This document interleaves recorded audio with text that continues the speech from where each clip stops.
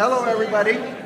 We're going to get started here and talk a little bit about what we did last year and what we're going to do this year and where we're at and why we're at. I think everybody knows Jack and Grant, the other two board members that do a lot of work. And it does take an awful lot to make a company happen in Panama. It's not quite as simple as some people think. Panama Teak Forestry. Been here for 11 years now, growing steadily and actually growing faster the last 3 years as we've been going more into the timber business as well as the plantation business, which is a lot more work.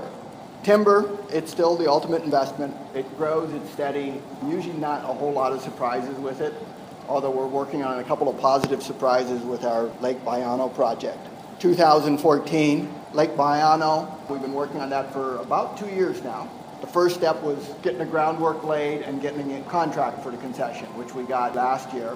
And then we went and did all the studies, and you have to get all the studies approved by the government, stamped and then re-stamped. And their approval process here is always a little convoluted because you get it approved by a NAM, and then you go and you get it approved by all the other branches, and then a NAM approves the other approvals, and then you actually get it signed in your permit. And we're at the point where they sign and give us the permit. So we're at the last step of it. We've had all the studies approved and done, and we're just waiting for the last signature for the permit, which has affected the direction of the business because it's basically 3,000 hectares and about 25 million board feet of timber. And that's a big aspect of it. We have about 400,000 board feet of teak and tropical timber now at the mill, inventoried in different stages, mostly cut into blocks and cut into boards and stickered, then being shipped off on flooring and paneling. And we're selling into the Panama market, and we have sold some more into the U.S. market. Last batch went to California. Sawmill capacity is still increasing. We've done actually a lot of work on the sawmill to make it more so it fits the hardwood and the lakewood, because that's the big supply of wood coming online. Initially, we were looking at teak. As we're getting the lake concession, that's actually 25 million board feet that's coming online in the next 3 to 4 months. Whereas the teak, our first harvest is about 7 years away. We have thinnings that'll be going through, and actually getting a more significant amount of thinnings because our teak is getting older and the thinnings are getting large enough that they add up to something worth harvesting. And we can also buy teak. So we've sold more teak into the U.S. market, and the other thing we've done is we've embraced the Panama market a little bit more. The Panama market is a surprisingly good market when you think wood is here. So you think everybody would have it, but there's no processing in Panama. So we're the first people to have professional processing in Panama.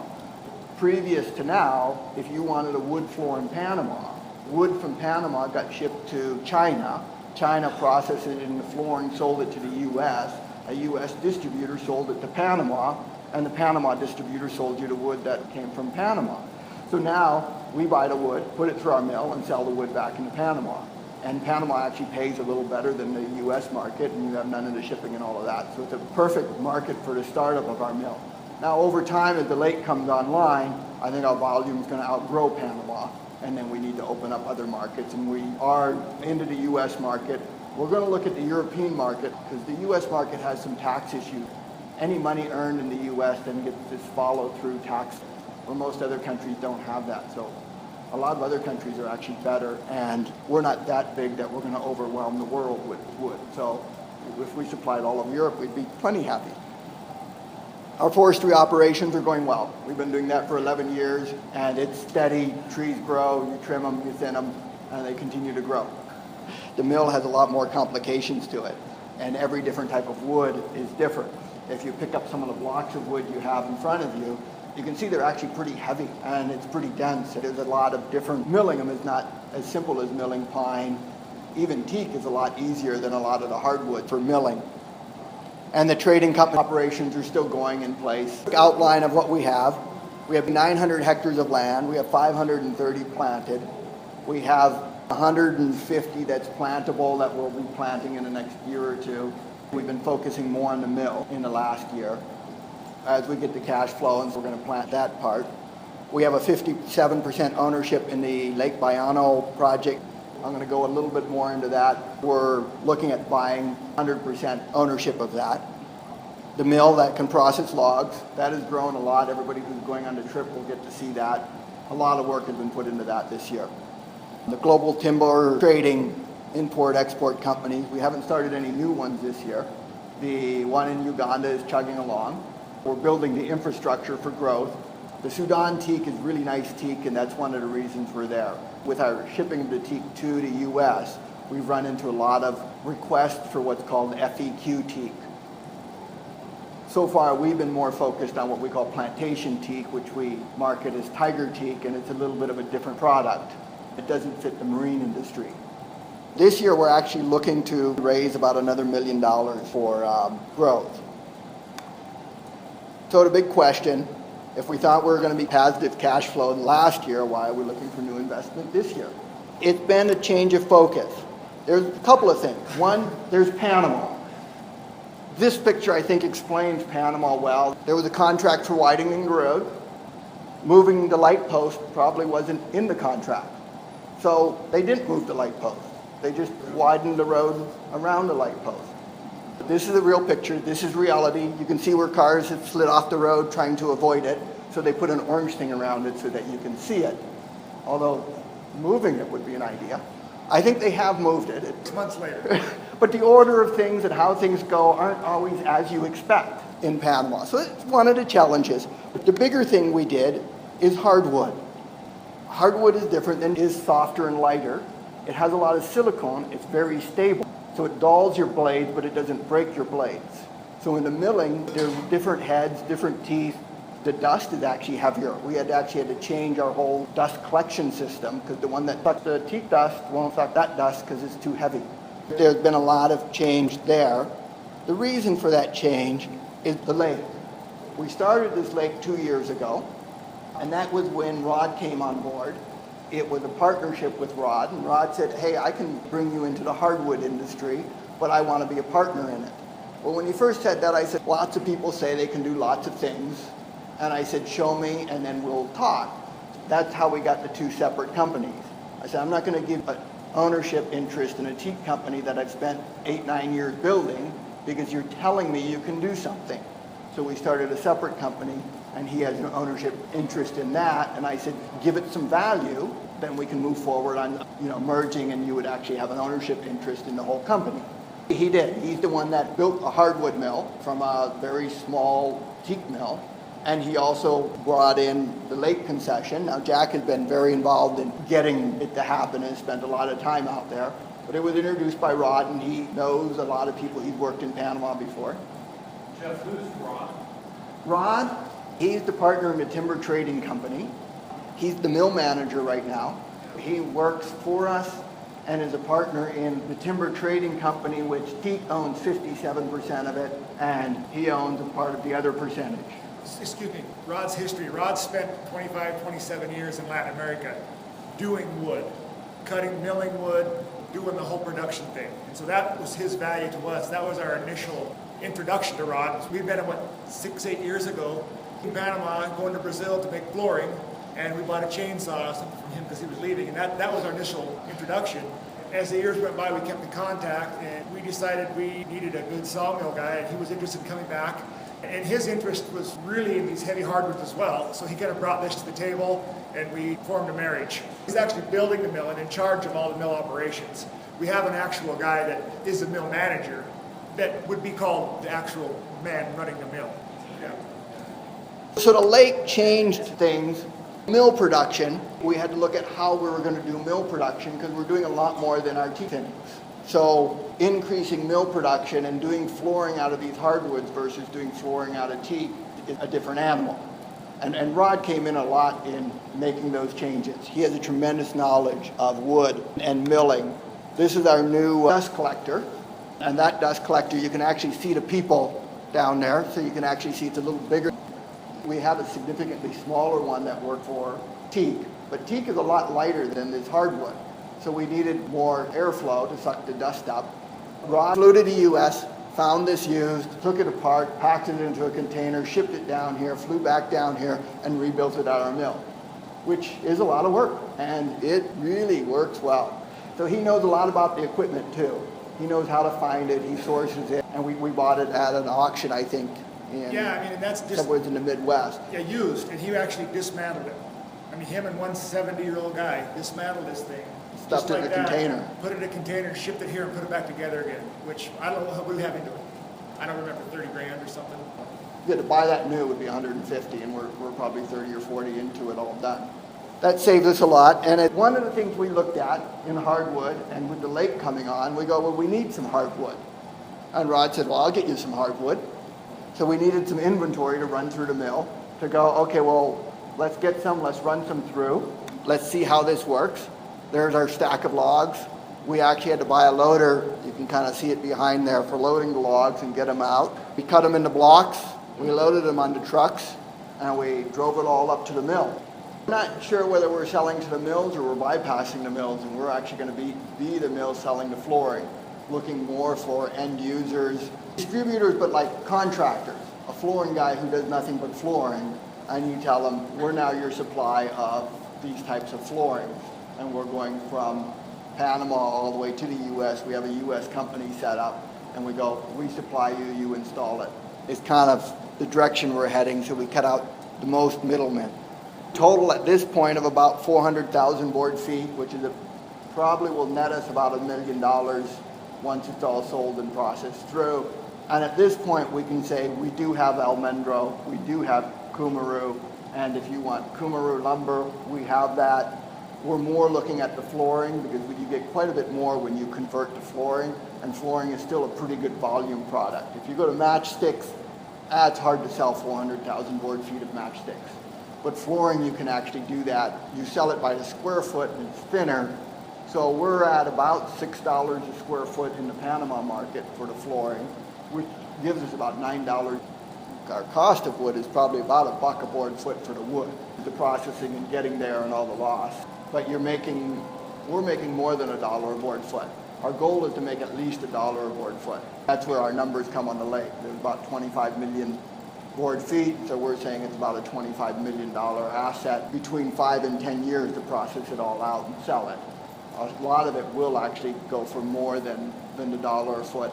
And there's more after we've cut it. Those are slabs. Once you put it in a retail shop, those things sell for about $4,000 to $6,000 a piece. We've put a lot of effort this last year into gearing up for the volume of lake wood. The plantation management has gotten to be pretty easy. We've got a pretty good team that takes care of things, and it runs pretty smoothly. It's all looking good, and every year you go back there, you just see those trees getting bigger and bigger, and it's a sight to see. The holdings are well taken care of in the past year, and everything's on track. The left is teak from Sudan. On the right, that's actually teak we shipped out of Ecuador this year. We went down to Ecuador and we actually shipped about 30 containers out from a plantation. It was sort of an experiment, and that's a stack of the Ecuador teak. And you can see there's a significant difference between the logs. The demand for FEQ teak, one of the reasons it's so expensive is there's so little of it. It comes from Burma, comes from Sudan. Our company is actually in Uganda, and we buy it from the Sudanese when they deliver it to our yard. We actually, right now, we just load it into a container and we sell it to India, and we make a little profit on that. But one of the reasons for that is that quality teak, and I know at some point I want to be connected to that, and we can actually run that into our mill. There's a number of different things we can do with high quality teak, so having access to that and the source there is a good thing. In Ecuador, we made a little bit of money trading. There's the logs, there's the lumber, and then there's the finished product. And we're heading for going from logs to finished product, because that's where you make your... Now we're building, the trading companies are basically in the logs, because if you want finished product out of logs, you have to have logs. So if you have a company that's buying and selling logs, you have a supply of logs you can get. Buys a log for $1.50, sells it for $2 and makes a small margin. Whereas if you buy a log for $1.50 and sell it for $6 or $7 after turning it into a finished product, that's a much larger margin. And the mill is what's needed for that, which has been basically our focus. The outlook for this year, get the mill turned on. It'll probably run a little faster than our original. We were hoping to get the 2 containers, but we've already got a second kiln. And that's targeted again at the lake because there's our supply. Before the lake, we were looking at our plantations and going, well, we got 7 years to ramp up. You know, we're going to be doing thinnings and we can ramp up more slowly, and we're doing teak. With the lake supply, we switched to the hardwood, And we're going, well, we're going to need to ramp up a lot quicker as we get the permit for the lake, because all of a sudden that wood's not growing.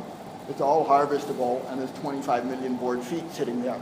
Other thing we're looking at is purchasing 100% of that, which I mentioned before. Since we own 57%, the final signature has to be there before we would do it.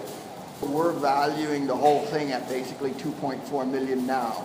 There's about $25 million worth of product in there, but that's over time and takes processing. So we're valuing it at about $2.4 million. Of course, we own 57% of that. That leaves about $1 million to buy the remaining percentage. We started out as a teak company growing teak trees and a small teak mill. And now we have a company in Uganda. We also have the U.S. trading company and an Indian trading company. And so we've grown kind of into an international timber company. And we're going to restructure the company. It's probably going to be called Timber Resource Management. We hired an expert in international structure of companies and how to have the best wealth retention of your profits. UK is actually coming up as one of the companies. UK and the Isle of Man are coming up as some of the locations for the parent company. So we'll probably actually shuffle all the shares into a parent company, which will then own the other companies.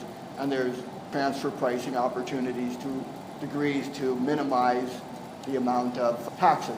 One of the nice things about the UK is that actually it has a lot of trade treaties.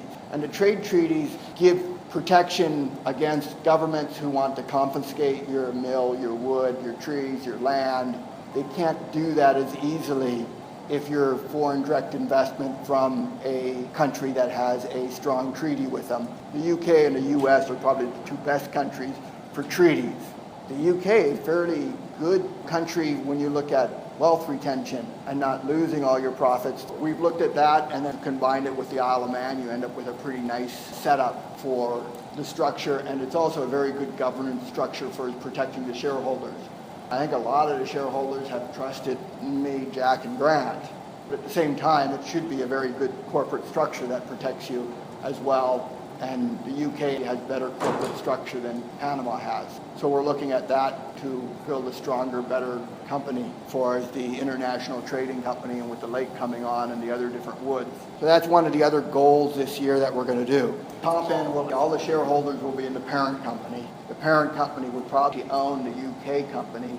The UK company would own most of the subsidiaries underneath that. So this year, we're looking for basically about $1 million worth of shares that we would sell. Well, there's income coming in, and once the income exceeds the outgo, well, then we don't need to raise funds anymore. We're looking at our growth rate, and this allows us to get the mill online and do everything we want to do faster. I mean, we're looking at, how much would we take, and that's one of our discussions. If somebody comes up and says, hey, I want to give you $3 million, what do? We go, well, we only wanted 1.5 works, maybe 2. 3 is more than we wanted, but there is buying land. There's some land opportunities, so there is opportunities to put to work easily another $1 million if we had it. $1 million would be a nice number. It would give us all the money we needed. $2 million, we would invest in land and a couple of other things, and also with the lake coming on, we could easily build a pre-mill where you block it down by the lake. Right now, we're doing very little work at the lake, and we're shipping it all to our mill in Santiago.